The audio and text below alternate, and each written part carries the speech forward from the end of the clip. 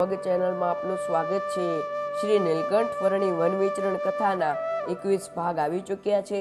21મા ભાગની લિંક ડિસ્ક્રિપ્શનમાં આપેલ છે તથા અન્ય ભાગને જોવા માટે ચેનલ પર પ્લેલિસ્ટ પણ આપેલ છે, ત્યાંથી તમે અન્ય ભાગને જોઈ શકશો। આજે ભાગ 22 એટલે કે આ ભાગમાં આગળની કથાની શરૂઆત કરીશું, તો ચાલો આગળની કથાની શરૂઆત કરીએ। શ્રી નીલકંઠ મહાપ્રભુ મલિકપુર ગામમાં પીબેકને પોતાના ઐશ્વર્યનો પ્રતાપ દેખાડે છે, જેનાથી પીબેક પોતાની આસુરી વૃત્તિ છોડે છે અને શ્રી હરિના ચરણમાં સાષ્ટાંગ દંડવત પ્રણામ કરી શ્રી હરિને તથા તેમની સાથે આવેલા વિપ્રોને જમાડે છે। ત્યારબાદ પીબેક વર્ણીને રાજી કરીને ઘેર ગયો। પછી ત્યાં દુષ્ટોના સંગથી બુદ્ધિ ફરી ગઈ, તેથી રાત્રે પાછો મધ્ય માસનું બલિદાન આપી વીરને વર્ણીને મારવા તેને મોકલ્યો। હાથમાં ત્રિશૂળ લઈ વર્ણીની પાસે આવ્યો, પણ તેમના પ્રતાપથી પાસે આવતા ડર્યો, આખી રાત્રિ છેટે બેસી રહ્યો। સવારે વર્ણી તેને જોઈને તેની સામે હસ્યા। પછી વર્ણી સ્નાન કરવા ગયા। સ્નાન કરીને વળતા તેના સામું જોયું ત્યારે તે થરથર ધ્રુજવા લાગ્યો। પછી વર્ણીના ભયથી પાછો વળીને પીબેકને જ મારવાનો વિચાર કરતો તે ચાલતો થયો। ત્યારે દયાના સાગર સર્વ અંતર્યામી વર્ણીએ મને કહ્યું, તું તે પીબેક બ્રાહ્મણને મારીશ નહીં, કારણ કે અમો તેનું અન્ન જમ્યા છીએ, માટે તારે ત્યાં મારવા યોગ્ય નથી। વર્ણીના વચન સાંભળી તે પીબેક પાસે ગયો અને તેને વર્ણીએ કહેલા વચનો કહ્યા તથા વધારામાં કહ્યું, આજ તો તને મારીને તારો બધો મદ ઉતારી નાખત, પણ વર્ણીએ તને અભયદાન આપી મારવાની ના પાડી, એટલે તને જતો કરું છું। મારું મૃત્યુ કરાવવાના ઈરાદે મને ત્યાં મોકલતા તને લાજ નથી આવી? વર્ણી મહાસમર્થ છે, તેમણે મારો અપરાધ ન ગણતા મને ઉગાર્યો। તારું શું ગજુ છે કે એમની સાથે વેર કરવા તૈયાર થયો છે? ક્યાં મચ્છર અને ક્યાં ગરુડ? હરિ અને હરિના ભક્તોની આગળ અમારા જેવા અનેક શુદ્ર દેવતાઓ તથા તારા જેવા અભિમાનીઓ કોઈ પણ કાંઈ લેખામાં નથી। મૃત્યુ અને જમ કાળ વગેરે જે વર્ણીથી ભય પામે છે, ત્યાં અમારી શી ગણના? ત્યારે પીબેક તેનાથી બચાવ માટે એકદમ દોડતો પ્રભુ પાસે આવી પગમાં પડ્યો, કર જોડી વિનંતી કરવા લાગ્યો, હે પ્રભુ મને ઉગારો। ત્યારે દયાળુ પ્રભુએ કહ્યું, તારો જે રક્ષક છે તેનાથી જ તારે મરવાનું આવ્યું, એવા તે દગાબાજ છે। તારું જીવન અમારા હાથમાં છે, છતાં પણ તને લાજ નથી, તો પણ અમે તો દયાથી તને છોડાવીશું। ત્યારે પીબેક કહેવા લાગ્યો, હવે આપ મને પામરને શરણે લ્યો, તમે જ એક મારા રક્ષક છો, તમારા સમાન કોઈ સમર્થ નથી, તો મારા અપરાધ માફ કરી મને અધમને અભયદાન આપો। મને ધિક્કાર છે કે ભણી ગણીને ભૂત પ્રેત સાધ્યા, અનેક દુષ્કર્મ કર્યા અને તે તરવાનો ઉપાય છે તેમ સમજ્યો, ધર્મને દુઃખદાયી માની તેનો દ્રોહ કર્યો। ગીતા, ભાગવત વગેરે સત્શાસ્ત્રોને કલ્પિત કહેતો તેનું મહાપાપ મને લાગ્યું, જેથી તમારી સાથે લડવાની કુબુદ્ધિ મને થઈ। મધ્ય માસ ભક્ષણનું તથા પર સ્ત્રી ગમનનું પ્રતિપાદન કરતો અને તેનો ઉપયોગ કરતો કોલાવર્ણ નામના કલ્પિત ગ્રંથને જ ખોટી રીતે મોક્ષપ્રદ માનતો, એવી મારી વિપરીત મતિ થઈ ગઈ હતી।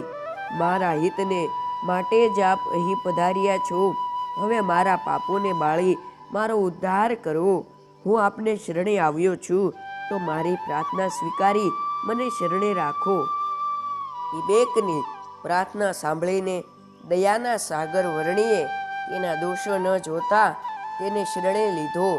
પ્રથમના જેવા શુદ્ધ વિપ્રના ધર્મો ધારણ કરાવ્યા, મધ્ય માસ તથા અનીતિ માત્રનો ત્યાગ કરાવી ભગવાનની ભક્તિમાં નિષ્ઠાવાન કાર્યો।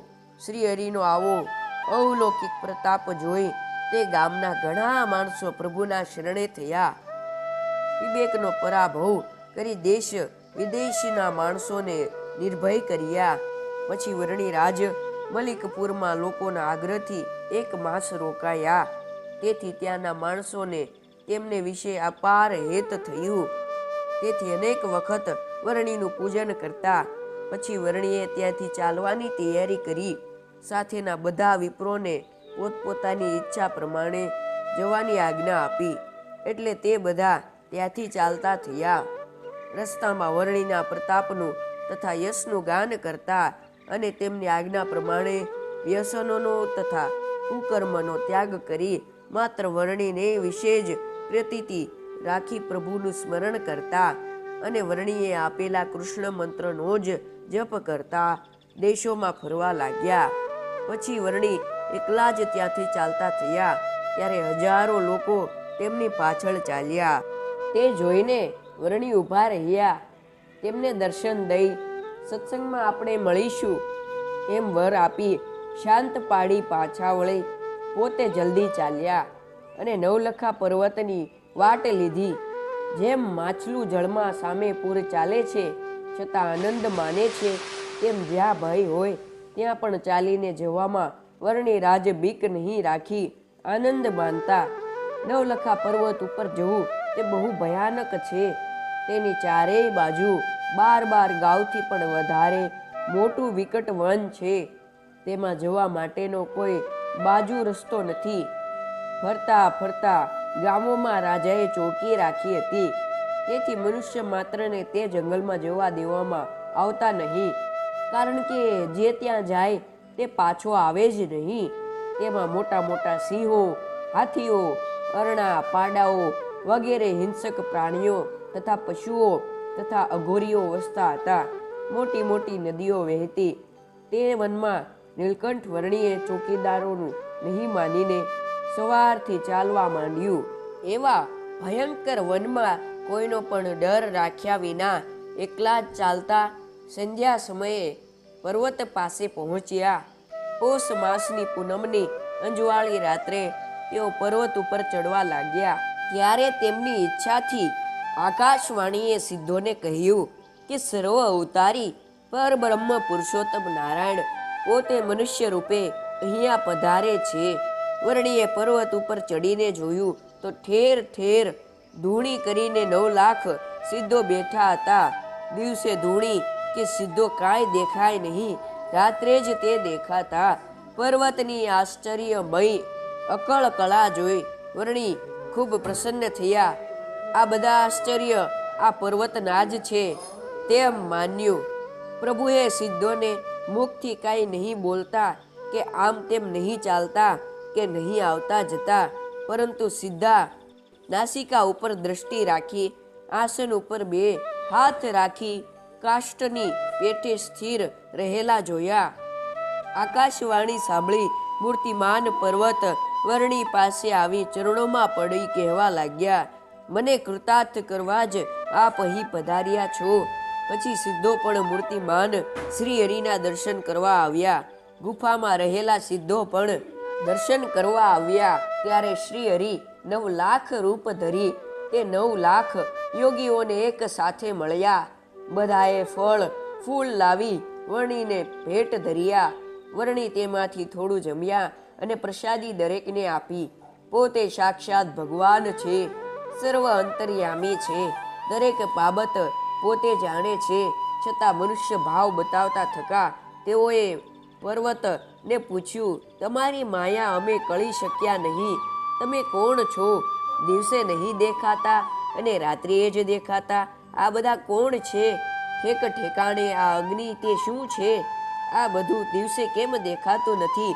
ત્યારે ગિરી કહે, આપ તો સર્વજ્ઞ છો, બધું જાણો છો, છતાં પૂછો છો તો કહું છું કે જેટલા પર્વતો છે તેમાં હું પૂજ્ય છું. અહીં 9 લાખ સિદ્ધો રહે છે. તેમના તપનો તથા આશ્રમનો આ પ્રતાપ છે. જુદા જુદા ઠેકાણે જે અગ્નિના કુંડ દેખાય છે તે વેત વેતના ગોળ કુંડ છે. તે ગજ ગજ ઊંડા છે. તેમાં તેમણે એવો પ્રતાપ ધર્યો છે કે દિવસે તેમાં પાણી ચાલે છે અને રાત્રે અગ્નિ પ્રગટે છે. તે ભેળા સિદ્ધો પણ પ્રગટ થાય છે. ગુફાઓમાં જે સિદ્ધો રહે છે તે જુદા છે અને તે બોલતા ચાલતા છે. તેમને પણ જે સિદ્ધ હોય તે જ જોઈ શકે છે. સિદ્ધ વિના અહીં કોઈ આવી શકતું નથી. આપ તો સર્વ આધાર છો, ઈશ્વર છો. તમારી વાત જુદી છે.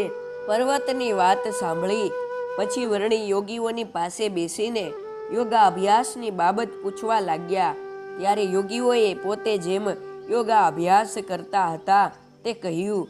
ત્યારે વર્ણીએ તેમના યોગાભ્યાસની કચાશ ટાળતા કહ્યું, વૃંદાવન વિહારી સર્વાંતમાં સાકાર શ્રી કૃષ્ણ ભગવાનનું ધ્યાન કરવું તે યોગાભ્યાસ છે. લોકો મોક્ષ પણ અનેક પ્રકારનો માને છે. તે બધામાં એક વિના બધા વિઘ્ન રૂપ છે. નાના ખાડામાંથી નીકળી મોટા કૂવામાં પડવા જેવું તે કહેવાય. થોડું જીવવું તે નાનો ખાડો અને લાંબુ જીવવું તે મોટો કૂવો સમજવો. એ રીતે નવલખા પર્વત ઉપર રહેલા તમામ યોગીઓને ભવના બંધનથી છોડાવી મોક્ષ કર્યો. વર્ણી રાજે નવલખા પર્વત ઉપર થોડા દિવસ રોકાઈ અનેક દિવ્ય ચરિત્રો કરી તે પર્વતને પાવન કર્યો. તો હરિભક્તજનો, ભાગ 22 માટે આટલું જ. આગળની કથાની શરૂઆત ભાગ 23 થી કરીશું. જો આ વિડીયો તમને ગમ્યો હોય તો લાઈક કરજો, અન્ય હરિભક્તો સાથે આ વિડીયોને શેર કરજો. આવા અન્ય વિડીયો જોવા માટે અમારી ચેનલને સબસ્ક્રાઈબ કરજો. જય સ્વામિનારાયણ.